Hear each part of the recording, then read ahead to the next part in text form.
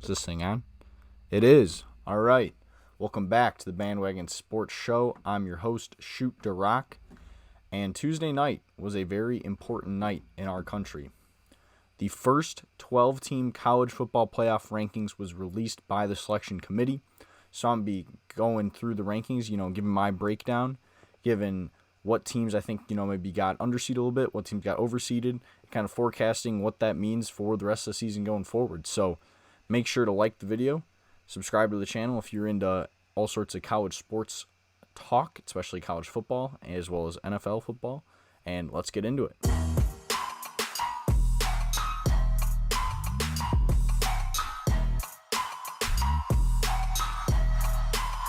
So to start here, I just kind of want to go through the rankings team by team as they released it. If someone were to beat Boise State in the Mountain West championship game, I honestly think that team would have a good chance of jumping Navy at this point jumping Army at this point because Army's so low. Then you have Missouri, who's 6-2, did not play last week, hosts Oklahoma this week. People are kind of angry that Missouri is ranked because they've gotten blown out by the two very good teams they've played. Then you have Clemson. Clemson suffered a bad loss. They're now 6-2 after losing to Louisville this past weekend. So bad loss for the Tigers there. They were kind of one of those teams, their only loss of the season to date had been against Georgia, but then after that loss to Louisville, especially being at home, now you really can't look past them not having Then at 22 is that Louisville team that beat Clemson last week. They are 6-3 on the year, so not the greatest record for the Cardinals, but their losses are to Miami, Notre Dame, and someone else good. I can't remember. I do have them in my rankings this week, so I don't have an issue with that despite them being 6-3.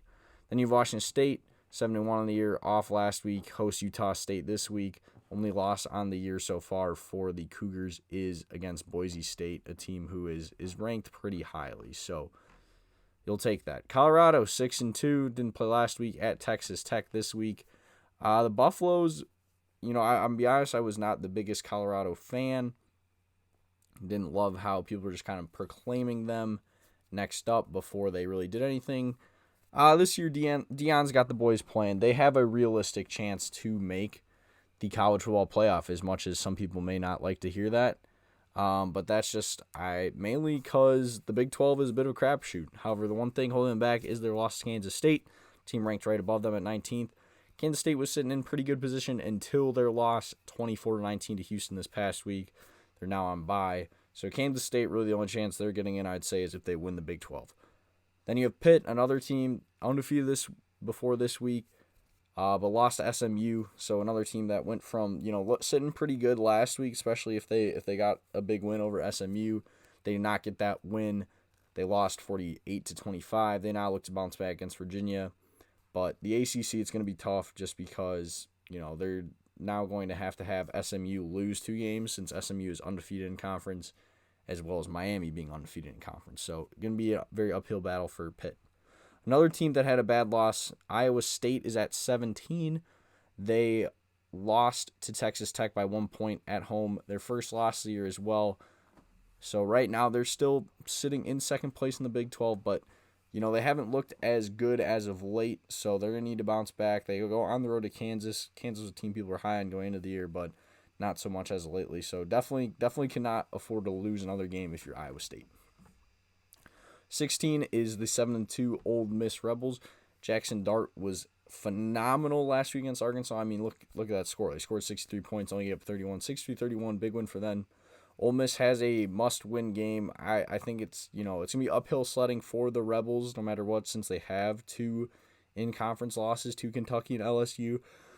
But hey, you beat Georgia. You're very much back in the running. You lose Georgia, you're done. So big game coming up this weekend for them.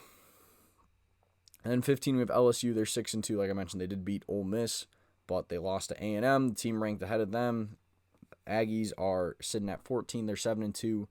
They lost to South Carolina last week. Bad loss for them. That's another one where if they win that game, they could easily find themselves in the poll right now. But since they lost, they are on the outside looking in. Then our first team out, we have SMU. They're 8-1, like I mentioned, did knock off Pitt last week. Resounding win for them. Their only loss on the year is to BYU. And, I'm going to talk more about the Mustangs in a second. They're going to kind of be one of my big points here. So now let's get into this. We get into the teams who are in. First, we have the 12th ranked Boise State Broncos. So how it works, those who don't know, the college football playoff this year, the top 5 conference champions automatically qualify regardless of rank, and the top 4 of them get a bye. So Boise State is, the 5th conference champion, where this week they're ranked 12th. Or if, say, they were outside of the top 12, they'd be the 12th seed in the playoff.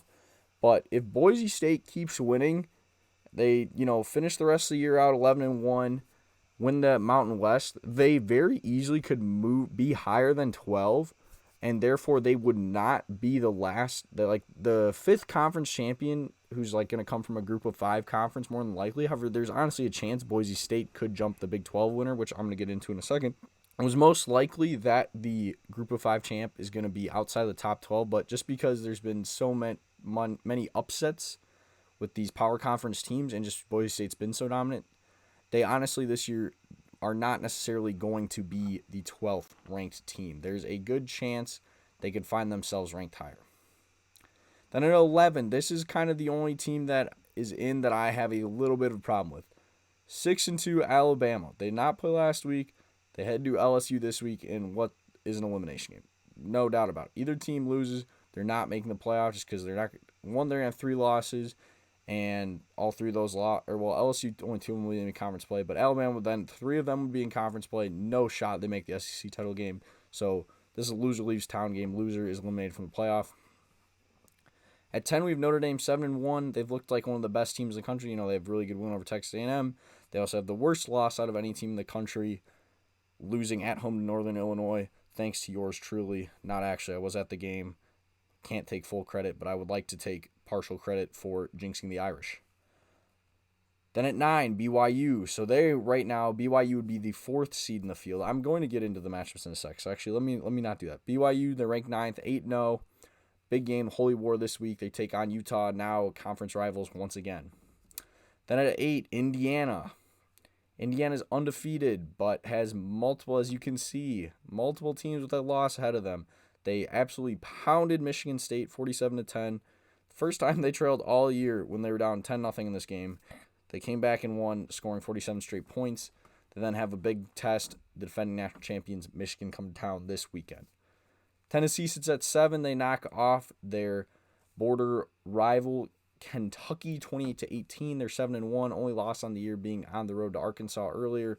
They host Mississippi State this weekend. Penn State, a team that people were feeling really good about, thinking maybe this could be their year to beat Ohio State. That was not the case. They lose to the Buckeyes at home 20-13 on Saturday, so they are now 7-1. They host the runners-up in Washington this weekend. Then at number 5, we have Texas. Texas was off this weekend. They're 7-1. Only loss coming to Georgia. They host Florida in their matchup this weekend. 4, Miami, one of the 5 if you include Army. 5 unbeaten teams left in the country. 9-0. Knocked off Duke 53-31. They head to Georgia Tech on Saturday. Then Georgia, they're 7-1. They did struggle a little bit with their rivals Florida, but ultimately did pull away, winning 34-20. Like I mentioned, that Ole Miss big game coming up. That's who they're going to play this upcoming week. Ohio State, they're at number 2. They had the best win out of probably any team this week, going on the road, knocking off a top 10 opponent in Penn State. So the Buckeyes now sit 7-1. That only loss coming to the number 1 ranked Oregon Ducks, a 1-point loss on the road, a game that I think if it's played in a neutral site, which has very much potential to, we'll see what happens. I think the Buckeyes could definitely win. And then Oregon, they go on the road, knock off the defending champs Michigan 38-17. They're now 9-0. They host Maryland this week. So those are the rankings. I'm now going to get into how it would break down, or how those rankings break down into the bracket. So let's break down how this bracket works, because like I was kind of hinting on, it's not just like they're seeded 1 through 12 like a professional sports league playoff. So The 4 highest ranked conference champions all get by. So obviously conference championships have not been played yet. So what the committee's doing for this projected bracket for now is just the highest ranked team from that conference is the quote unquote conference champion. So, I mean, this is pretty simple. Oregon, they're the 1 seed. They're top team in the country. They're the 1 seed. That one, there's going to be no confusion about whatsoever. The 2 seed in the bracket, also getting a bye, is Georgia. So they're ranked 3rd in the country, but they are the current SEC champion, so to say. Then 3rd, you have Miami. Miami's the current ACC champion. So they're ranked 4th in the polls, but they're the current ACC champion. So they get the 3rd seed. And then the 4th seed goes to BYU. Despite being ranked 9th, the Cougars are the Big 12 champion at the moment, so they get the 4th bye. So the winner of this game plays BYU. We have the 2nd-ranked Ohio State Buckeyes. But since no conference can have 2 teams with a bye, it's only a conference champion can get a bye. Right now, the Buckeyes sit at 5th. They play Boise State. For those of you watching, I do not have a Boise State helmet. These helmets are old. I broke out the mini helmets again, for those of you who watched last year. But kind of this blue Pac-10 helmet is what we've just kind of always used in my family as the Boise State helmet when we've pulled out these helmets. Then, the 8-9 game. We have Indiana, who is currently ranked 8th in the country. They're the 9 seed. They'd have to head on the road to take on Tennessee, the 7 seed. So it'd be Indiana. Let me flip it. Indiana at Tennessee would be an 8-9 game. The winner of that plays Oregon. Then in the 6-11 game, it would be Texas. Texas, the 5th ranked team in the country. But they're the 6th seed. And they then take on the 11th seed, Alabama. So it would be Alabama at Texas in this scenario, with the winner playing Miami. And then the final one, we would have the 10 seed, Notre Dame. Notre Dame would play against Penn State. So Notre Dame is ranked 10th. Penn State's ranked 6th. So Notre Dame is actually in the right spot of the 10 seed, heading to the 6 seed, the 7 seed, but they're ranked 6th in the country, Penn State. So we'd have Notre Dame against Penn State. The winner of that would play Georgia. So now let's get into my big takeaways. Takeaway number 1. The logos of Alabama and Indiana were switched. So say Alabama was 8-0. Alabama by no means would be playing on the road. Alabama would be having a home playoff game in the first round. Trust me, I know, I've heard Indiana hasn't played anybody. They have a chance to change that in a couple weeks against Ohio State. But while they haven't really played anybody, they've beaten the brakes off everyone they've played. Like I mentioned, it wasn't until last week that they trailed in a game. It took till their 8th game of the season for someone to finally have a lead in them. Again, I'm not a huge common opponent believer because there's a lot of different factors going into that, but Indiana beat the brakes off Nebraska, 56-7. Ohio State had to come back in the 4th quarter against Nebraska. Ohio State is ranked 2nd in the country, whereas Indiana is ranked 9th, not even getting a home playoff game currently. Like I mentioned, these two teams do play in a couple weeks, so some of these things will sort themselves out. Does Alabama potentially have the best win of anyone in this field? Currently, right now, I would say yes. That win over Georgia, I'd say is the best win. Maybe you could argue Oregon, Ohio State, but out of teams for sure where they beat a team currently ranked higher than them, I would say Alabama has that best win. But they also have 2 losses. There's teams on the outside, particularly SMU. Once again, another team I don't have a helmet for, but we'll use this Big East helmet because it's red and blue like SMU, and SMU almost joined the Big East back in the day. SMU only has 1 loss to a team in the field. So personally, I like in my rankings that are coming out on Blitz Sports Media. Make sure to check those out if you have not. I'll link them down below. Actually, I'm linking those down below. I have SMU in over Alabama just because it's no other team with 2 losses except for Alabama being in this field. It happened in the BCS era. It happened in the playoff era. Because it's Alabama, they get the benefit of the doubt. But this isn't the Nick Saban Alabama anymore. This is the Kalen DeBoer Alabama. Nick Saban does not lose to Vanderbilt. Kalen DeBoer loses to Vanderbilt. Nick Saban, well, I guess his last time in Knoxville did lose Tennessee. Other than that, does not lose Tennessee. Kalen DeBoer loses Tennessee. Alabama's now lost 2 of the last 3 to Tennessee. That does not happen under Nick Saban if Nick Saban's the coach this year. So I just don't think this Alabama team should be getting the same benefit of the doubt that they have in the past. Like, it's very clear that the committee is giving bias to brands, and that's kind of my whole point is if those 2 logos were switched, like if Indiana was a team with 2 losses, but like had beaten, say, okay, instead of, well, to make it more relatable, if Indiana had beaten Ohio State but has 2 losses, they're not in the playoff. But since Alabama has beaten Georgia and they're Alabama, they're in. Like I said, an undefeated Alabama team, even if they'd played nobody in the SEC, would still be in the playoff hosting a home game, not going on the road. The other team that I think has an argument for getting hosed, BYU. BYU is undefeated, and they're at 9.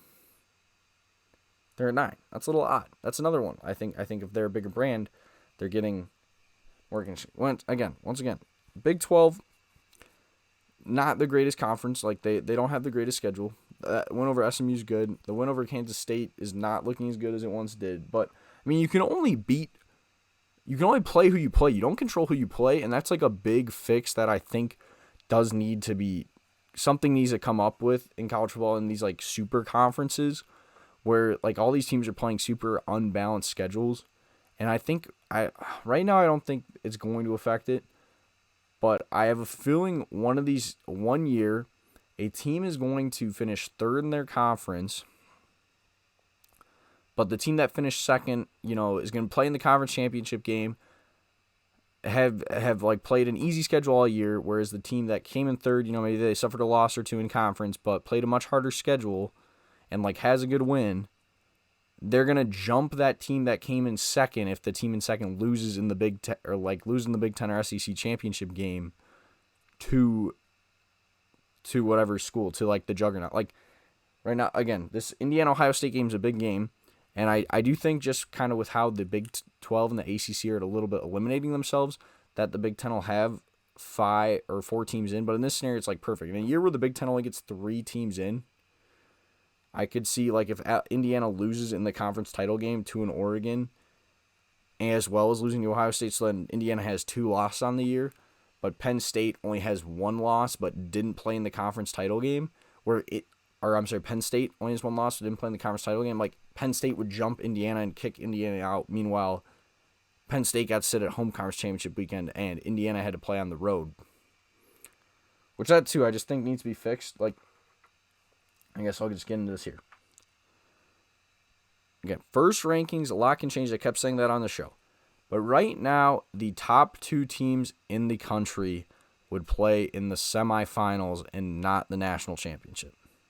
Which I think we are destined for Oregon, Ohio State round 2 in the Big Ten title game. So maybe that'll change things, where especially I think if Ohio State loses again, like Ohio State loses to Oregon twice, they should not be eligible to 5th seed. Like, they should have to be on the other side of the bracket kind of thing, like, and probably playing a road game in the first round. Like, probably should not be at home. I think they need to tweak this format where, like, right now they're not reseeding, and I don't have a problem with that for the first round. Like, but right now it's kind of like the 5th spot is almost like overpowered. Like, you play the Group of 5 conference champion, and then you play the worst power conference champion, who most likely you're ranked higher than. So, like, you're going to be the favorite in your first 2 games. Where I kind of think they need to, like, based off the ranking, reseed for the semifinals. So if Ohio State and Oregon are both in the semifinals, do not have Oregon and Ohio State play each other because they're on the same side of the bracket. Have Ohio State play, prediction-wise, looking at this bracket right now, I'd say Georgia would make it, and then probably Texas. So Georgia's 3, Texas 5. Have, instead of 2 conference games in semifinals, have it reseed where Oregon plays Texas and Ohio State plays Georgia. So it's year one. I think there's definitely going to need to be some fixes in this format.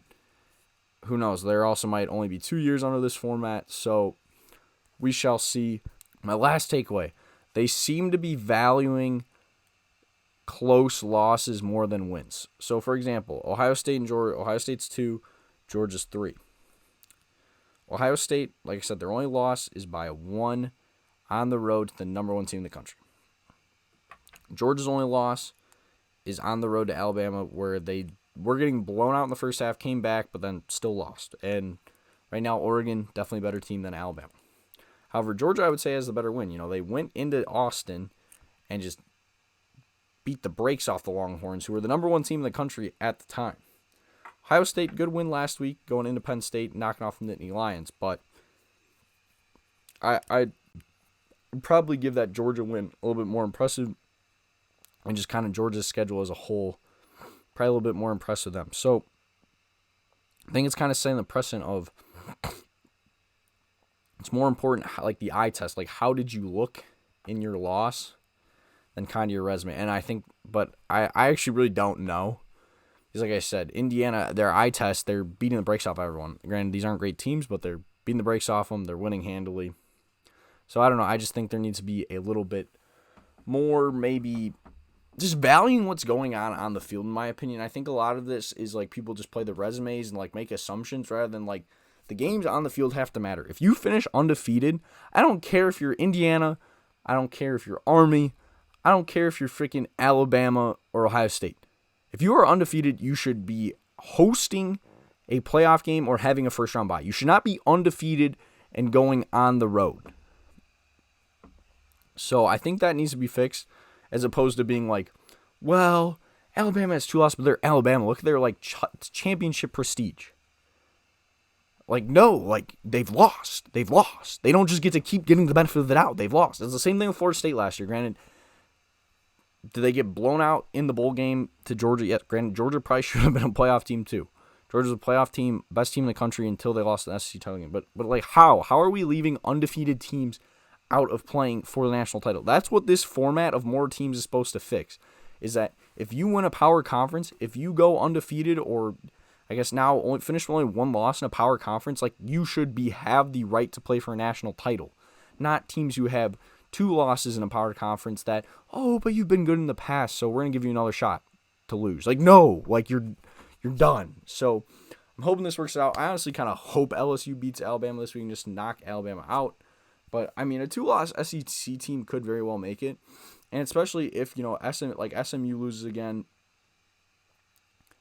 Like, I don't have a problem with a 2-loss SEC team making it if there's no better options. But currently, a 1-loss ACC potential team where I guess this is the scenario where, maybe they suffer that second loss in the ACC title game to Miami. Like, I don't know. To me, that just doesn't seem right. Where then a team that's sitting at home or because they are viewed as better rather than proving it on the field jumps one of those teams where they're having a good year this year, maybe, punching a little bit above their weight compared to their historical, how they've done. So that's my 2 cents on that. So that's going to wrap it up. Thank you guys so much for watching. Make sure to comment down below your thoughts on the rankings, what teams you think got overseeded, what teams you got underseeded, what teams you think, can maybe afford to lose another game, and what teams, if they lose, their season's over. And while you're down there, please make sure to subscribe to the channel, as all the videos have been doing really well view-wise lately. Been close to 100 views my last 3 or 4 videos, if not hitting it.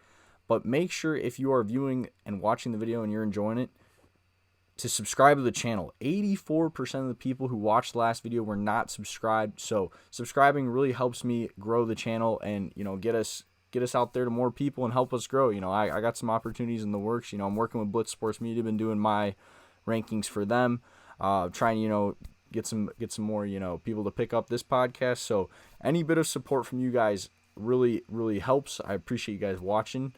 If you're on Spotify, make sure to follow and rate the show. And I will see you guys next time. Peace.